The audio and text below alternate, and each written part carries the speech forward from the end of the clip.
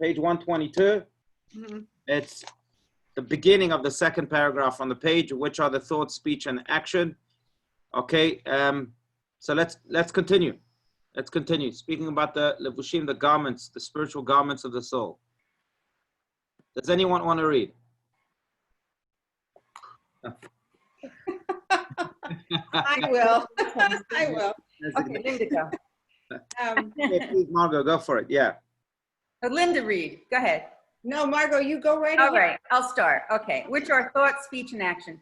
Thought, the faculty by which a person's soul expresses itself to the conscious self, is the innermost of the garments. Speech is the soul's vehicle of expression to others through words, whereas deed is the expression of the soul by way of the tools of the material world. Right. Another way to define this, I want you to continue because I want to get to the meat of it, but another way to define this, thought, speech, and action is thought is a person versus himself. Speech is a person versus others, other people. And then action is a person not just versus other people, but versus the world altogether. So think about it as those three dimensions, those three circles of interaction, so to speak, right? Mm-hmm. The way you are versus yourself, that's your thought. You are the way versus you are with versus others, whether it's your family members, relatives, friends, even strangers. And then you have the way you are versus the world. How do you impact the world in general, beyond people? So those are the three levushim. Let's continue a little bit more. Go ahead. Okay. The garments of the godly soul are the 613 commandments, Mitzvot, of the Torah. Each soul, like every other existent, expresses itself through these garments that facilitate the revelation of its particular nature. The animal soul expresses itself through garments whose content and form are akin to its physical and material nature. The garments of the godly soul, which belongs to the divine, are the ways of holiness, namely, the thought, speech, and deed of the 613 mitzvot of the Torah. Okay, maybe just a little bit more, and then I want to develop this idea. Go ahead. The statement that the manifestation of holiness is through the 613 mitzvot of the Torah has a twofold implication in respect to both what constitutes holiness and what does not. Holiness is attained by observing the mitzvot, and it cannot be attained in any other way. This axiom has far-reaching implications, that holiness, that which is absolute good, does not contain anything that is not connected with Torah. There are many important things in the world, but they are not necessarily holy. There is no meaning to such expressions as the sanctity of the law, the sanctity of the state, or the sanctity of labor. People involved in a profession or an ideal acquire a love for it and attribute to it a sort of holiness. But holiness is not merely a matter of extreme regard. Holiness, by definition, is something that pertains to the divine, and the only way to connect with the divine is through Torah and mitzvot. Okay, all right. So this is a very powerful statement, and one that I think we need to digest and explain first. But just going back to the first statement of the Tanya here, that really the perfect levushim for the soul, the perfect garments for the soul, are the 613 commandments. When one deals with the 613 commandments, with these thought, speech, and action, so when you think the 613 commandments, when you say what you have to say within the context of the 613 commandments, for example, you're careful about your tongue, or you use your speech to speak the words of Torah, or you use your speech to express your love to someone else, which is again another one of the 13 commandments, 613 commandments. And then again the actions, when those actions are aligned with the 613 commandments. For example, you give tzedakah with your hand, that's an action. That's a garment also again of the soul. Or you walk to visit the sick, then your legs become a part of that of that holiness of the 613 commandments, and they wear those garments properly of the soul. Then we really fulfill then we are really wearing, so to speak, those spiritual garments, the levushim. But what's interesting is what Rabbi Shtantz is saying here, that's the only way to attain holiness. For us to attain holiness is to be able to wear those 613 garments, right? I mean, there's 3 garments, but to wear them in 613 ways. and that's the only way to become holy and to be enwrapped, so to speak, with holy garments. That's a powerful statement. Now, why is that so? Because it goes to the very definition of holiness. Holiness is not something that's created by human beings. Holiness is something that was created by God himself. God decided what is holy and what is not holy. Now, one classic example is Mount Sinai. Is Mount Sinai a holy place?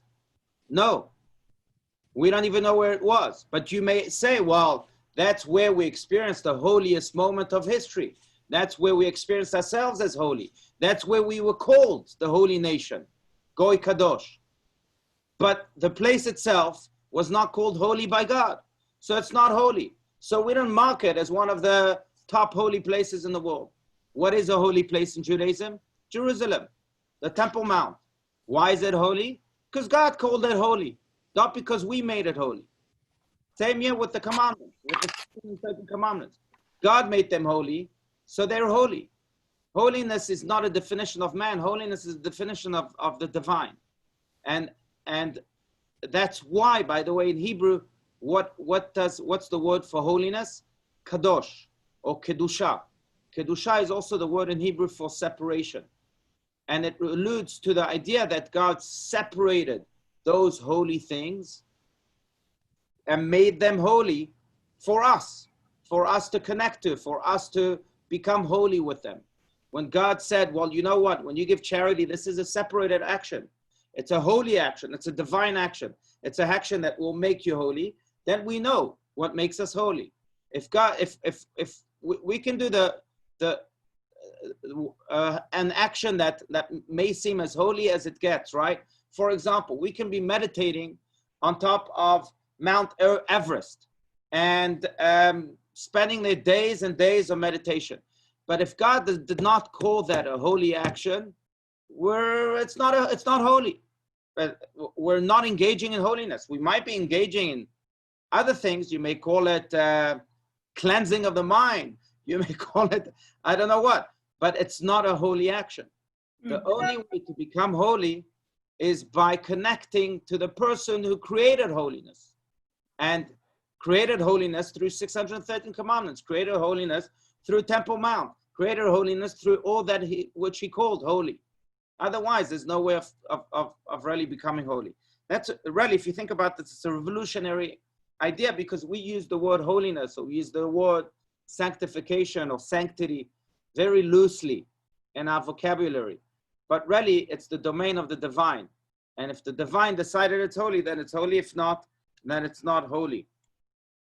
Of the 613 commandments, how many relate to the temple worship? So that's a good question. So today we can't connect to. Right, absolutely. So today there's no bring sacrifices, for example, which was a holy act. Again, because God called it a holy act. Today you don't have that. So today you have still the place that is called holy. So people visit the place to access holiness, so to speak.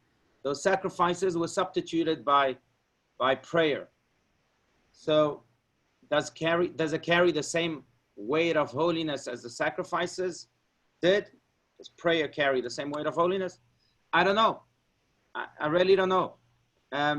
Because, it was the sages' way of substituting sacrifices. In a way, I would say yes, there are semblance of the sacrifices in prayer, and therefore there's semblance of that holiness in prayer too. But at the same intensity of holiness, I don't think so. Now then, again, speaking of Temple Mount, that place is still holy, and that's why you have the halachic argument between great halachic authorities until this very day, whether one is allowed to enter the place of the Temple Mount, which is right just behind the Western Wall. Are you allowed to go there? Are you allowed to go to what's called today Al-Aqsa? Are you allowed to go there? Because that's the Temple Mount. That's a holy place. Now, the reason why some halachic authorities say that you're not allowed to go there is because everyone is considered to be impure today. Why? Not because we're impure in a negative sense, but we touch dead bodies. We came into contact with the dead. Whatever it may be, we may be impure because of that. There's no way to really cleanse ourselves like it was in the times of the temple. Someone who touched the dead had to be cleansed with the mixture of the ashes of a red cow and spring water. We don't have that ceremony today, the ritual today. So we're forever impure. Now, if we as impure people walk into a holy place, we defile that holy place. And therefore, again, some halachic authorities say, well, Temple Mount is holy. It's holy because God decided it's holy. So don't walk, don't go there. Others say, yes, you're allowed to. But again, we still relate to Temple Mount as a holy place because of that. So the place itself is holy. The sacrifices, you're right, are no longer in existence. So we substitute it with prayer, and we hope that prayer carries at least some semblance of that holiness too. But again, if you think about it, it's really revolutionary, because that leads to the conclusion that Rabbi Steinsaltz is pointing to right here, and that is that the only way to become holy is not by some illusion of holiness that, you know, the world tells us, but really it's by what God tells us. What does God tell us? How can we become holy? 613 commandments. So go ahead, go fulfill a commandment. You'll touch the divine and you'll become holy. You know, I think I shared with you the anecdote, but it's one of the most powerful and humorous, but nonetheless powerful moments of interaction I had with Rabbi Steinsaltz, right? The author of this commentary. But I remember being with him in San Francisco, maybe 12 years ago, something like that. And he gave a speech to 1,000 people at the local JCC. And he went to Stanford University and gave another speech. I can tell you about that speech too, which had some brilliant moments. But at the end of that lecture at the JCC, this woman stands up. You can picture the scene, San Francisco. Let's say no more.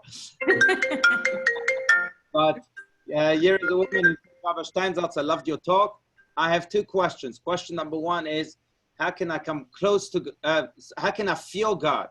And question number two is, how can I come close to God? And Rabbi Steinsaltz, being the brilliant and the seeker of truth and the blunt person that he is, says to this woman, well, you asked two separate questions. Question number one, how can you feel God? Possibly a few milligrams of LSD will help you. How can you come close to God? You have 613 ways of coming close to God. Pick one. That's how you can come close to the divine. That's how you can make yourself holy. Pick one of the 613 ways. Feelings is okay. Feelings come and feelings go. Go take a few milligrams of LSD. Not that he was in. That's funny. But as a joke. But okay, to become holy, do holy. How can you do holy? By doing that which God called holy. That's how you become holy. Anyhow, so that's what this is saying here. And again, by each time we do holy with those 613 commandments, we are aligning our spiritual garments with our soul within, because our soul, let's remember, is holy. Our soul is divine, is a part of God. God is the holiness of the universe, of our existence. And the more, therefore, we do God, we do holy, the more we become aligned with our God within, with our holiness within. Okay, any comments? We can continue, otherwise, but again, I want this to be... What happened at Stanford? At Stanford, so he began his talk, and Rabbi Steinsaltz is known to give the shock treatment when need be. Now, remember, Rabbi Steinsaltz has a PhD in chemistry. He has, honorary doctorates from Princeton University, from all sorts. So he can speak to the people at Stanford University with on the same level, so to speak, on the same academic level. So the first thing he said is that also the room was packed. It was at Stanford University, faculty and students alike. Everyone was there. And he said to them, look, you're called, I've heard him say that a few times. He said two things as his opening statement. One, he says, you're called an Ivy League university. And he says that I know the plant, ivy, I have it in my backyard. And I've seen it become very poisonous. So knowledge can be very poisonous. So how do you, and then he made the statement, so how do you make sure that IV is not poisonous, that it's good for it's used for the good? He says the way you do it is that you at least have the same balance between wisdom and information. He says, in my opinion, universities like yours, I don't know if you say in my opinion, but he says university like yours have a lot of information and very little wisdom. And that's when your IV can become poisonous. You have the wisdom to know how to use that information. That was his first opening statement. And then in line with that, he said, look, I know a lot of people, and I'm sure there are many people like that in the crowd that have many, and I think I've shared this with you, they have many, many PhDs, but they are complete fools. They are complete fools. Because PhD is a nice world out there, but in practicality, you also have to know to be a PhD in life. Right. And a lot of people have a lot of PhDs, but they're complete fools. Anyhow, but again, in line with knowing how to use information with wisdom, which I think is a very powerful statement for universities in general. Otherwise, your IV becomes poisonous. But that's, yeah. Thanks for sharing those Sure. stories, Rick. I think you have the same problems in some yeshivas too. Absolutely. I think in any academia, in any academy. Yeah. I think that's maybe the essential problem in study altogether. Studying is the accumulation of information. The question is, how are you going to apply it? What are you going to do with it? If you don't have the wisdom to apply the information that you're accumulating through study, then it becomes very dangerous. Yeah. Yeah. Wisdom has to come from experience, so you have to really listen to your teachers and Right. get that. Good point. Yeah. I think it depends on how it's taught to you also, because if you're taught it just to believe it because they say so, or if it's taught it and you begin to think through it, and that makes in teaching, that makes a big difference. No, Donald Trump just said this week that the difference between 2016 and now is that he has experience. Oh, yeah. I heard that. Oh. Hardly. Let's not go there. yeah, exactly. Anyhow, but Sorry. I think, no, going back, I think speaking about Rabbi Steinsaltz, and I will say this, I mean, it's a thought that occurred on Gimel Tammuz last week during the Yortzeit of the Lubavitcher Rebbe, because Rabbi Steinsaltz is a very independent thinker. He's a brilliant man who through his independent thinking has revolutionized the world in so many ways. He's as wise as it gets. And I personally had these thoughts to myself, like when it came to the Lubavitcher Rebbe, Rabbi Steinsaltz completely nullified. If you see the videos with him and the Lubavitcher Rebbe, it's like a little child with his parent, or like a student with his master teacher.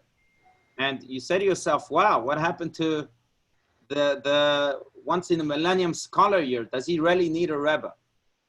Do we need teachers like this?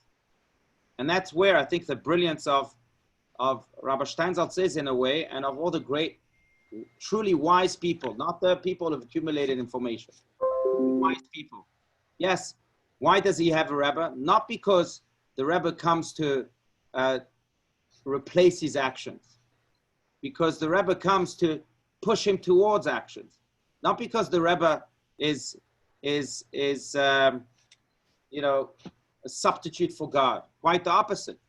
The Rebbe is there to create in yourself a space where you can think about God in an objective way.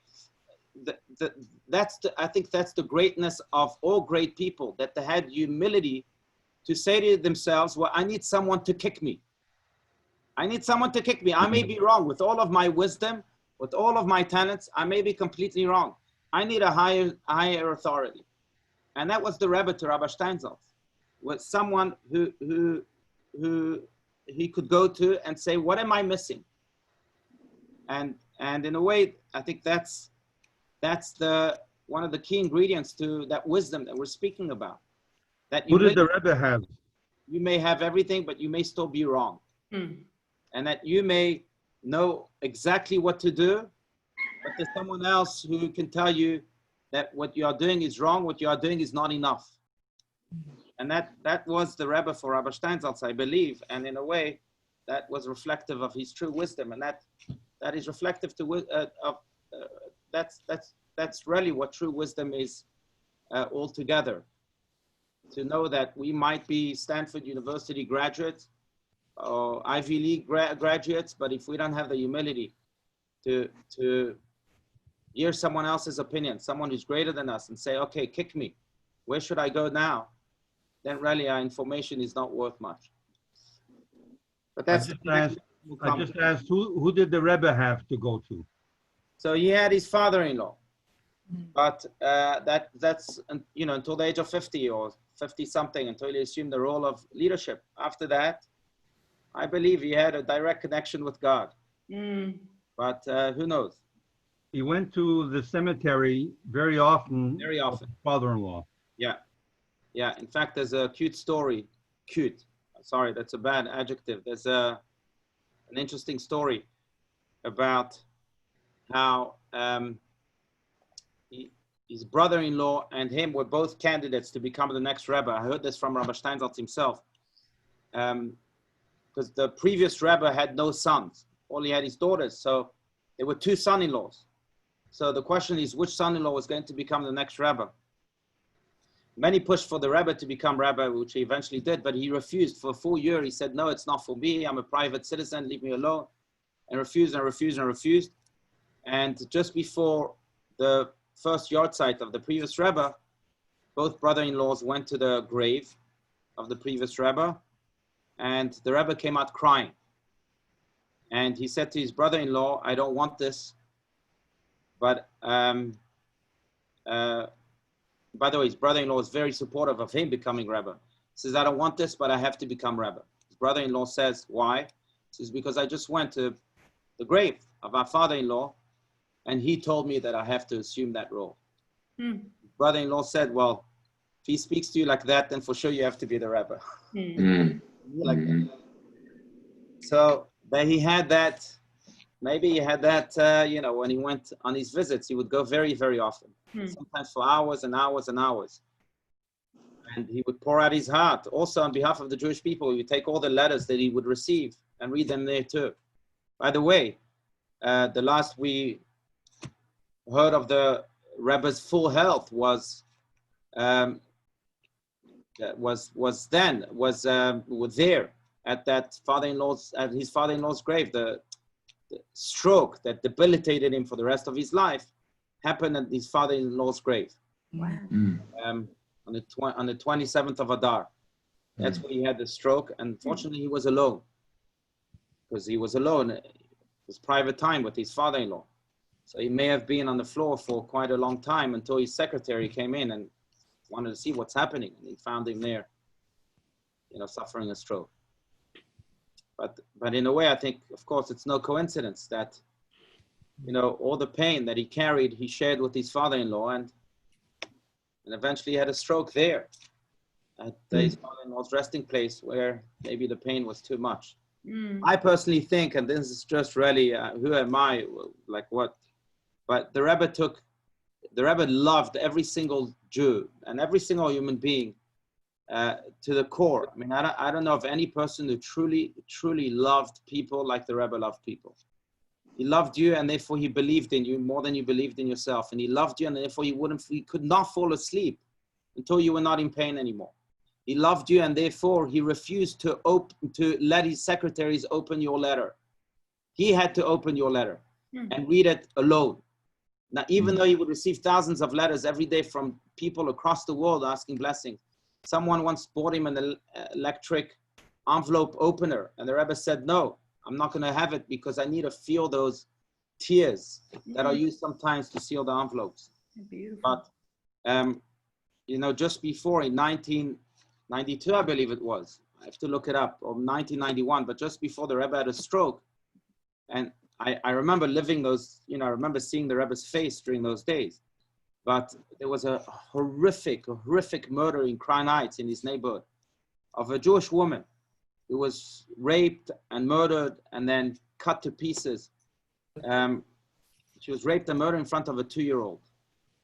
And the Rebbe spoke about this murder, and you could tell, and he went to a funeral, and you can tell in the Rebbe's face the agony that he was carrying. I think that's like the straw that broke the camel's back, so to speak. If the Rebbe pain was unbearable, maybe that contributed to the stroke. Who knows? That's just my imagination, but that's how much he loved people, and he cared for people. But that teaches us to to love at least 100th of the way the Rebbe loved. But in any case, all right, so back to wisdom, back to holiness. We can continue on here at the bottom of page 122, unless, again, anyone else has another comment or question. Amy, you changed settings for today. I'm on a different device, so I'm at a different angle. Okay. All right, very good. But you called me up. There's a thought coming to mind, and it's really based in gratitude and a profound thank you. So, and as I often do, I'm going to relate it to yoga terms. Yes. People who are flexible tend to gravitate to yoga because they think, right, they tend to be good at it because they already have the flexibility. And yoga's really not about flexibility. It's about the balance between flexibility and strength. Very similar to the balance between knowledge and wisdom. And the Judaism that I grew up with and the Judaism that I went searching in my early adult years was a Judaism based in knowledge. And I think because people who are intellectual, they're good at it, so they hold on to that. Just like people who are flexible gravitate to the yoga. But for me, the wisdom was missing. Right. So, they say when the student's ready, the teacher appears, but it's a thank you to you for showing me the wisdom. Thank you, Amy. Thank you. Bringing that and bringing the balance back that, at least for me, for, half a lifetime was missing. Thank you. So, Rabbi, now you have to do some yoga. I'll tell you what, I mean, it's funny because the wisdom, and I mean this, I mean, a lot of my wisdom comes from each of you. There's that famous line in the Talmud that of a teacher who said, I think it was Rabbi Chachinai, who said that, Rabot Lamati, I learned a lot from my teachers. I learned even more from my peers, but I learned the most from my students. Because it's that learning, that experience of true study that enriches your mind and provides that wisdom. So it's a two-way street. So we're in this together, and we're becoming wiser together. You can become intelligent alone.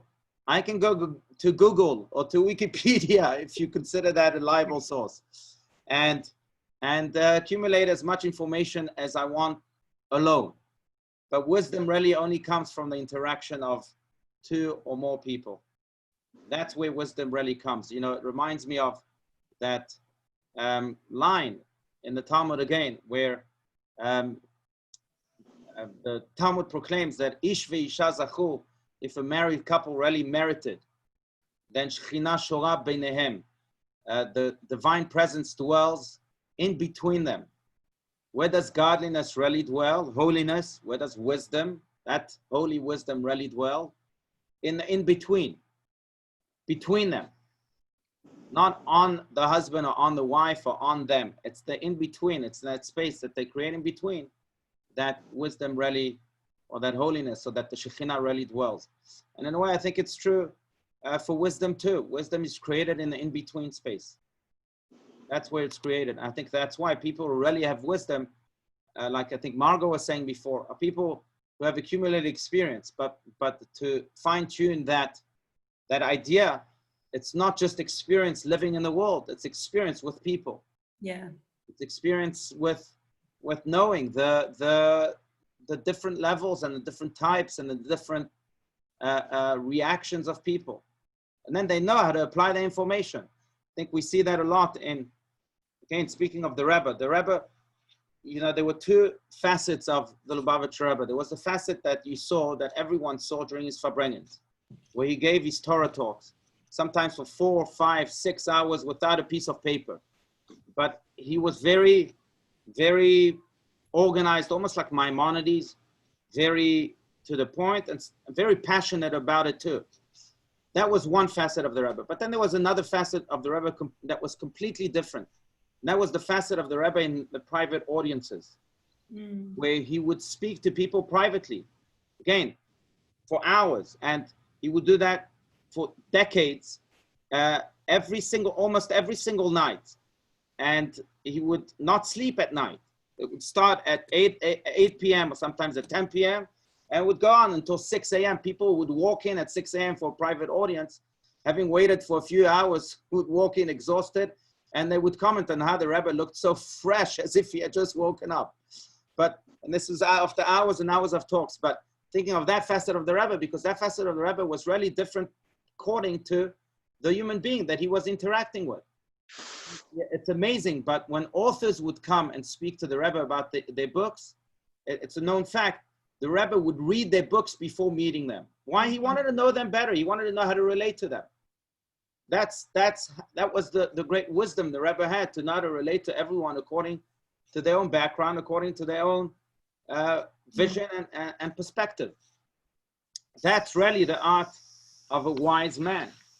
To not, you know, we say that about Moses, that when he had to go and pick the next leader, Joshua, then he picked a person whose Spirit of God is in him. What does that mean?